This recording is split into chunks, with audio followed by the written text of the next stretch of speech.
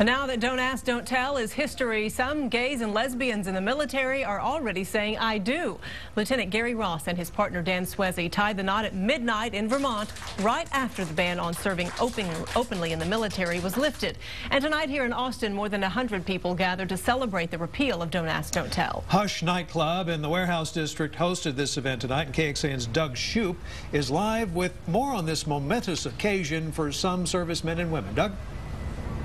Well, Robert, gay and lesbian service members say today would not have been possible without years of courage and perseverance. Although they say it is a great accomplishment, there is still work to be done, and they hope that this repeal will lead to overcoming other obstacles in the future. When Maggie Vaden joined the reserves in 2006, she says the military's Don't Ask, Don't Tell policy worried her parents more than her. They were just trying to well, maybe you should finish college, maybe you should not join it at all because you could get fired or kicked out. But Vaden enlisted anyway and was deployed to Iraq in 2008.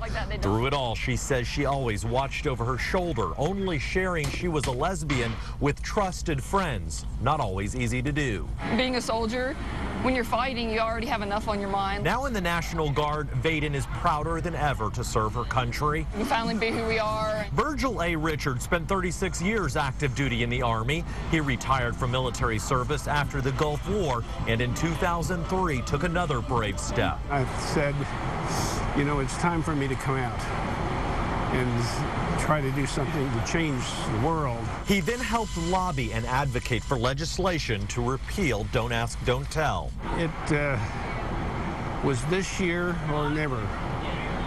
And it happened this year. I think that's the most beautiful thing about this day. It's just that the country that so many gay veterans have given to is finally able to give back to them. But gay and lesbian service members say work to get the same family support and benefits as straight counterparts, upgrading paperwork for discharged members, and defending those who face harassment or discrimination will continue. Don't Ask, Don't Tell law repeal was like scoring a first down.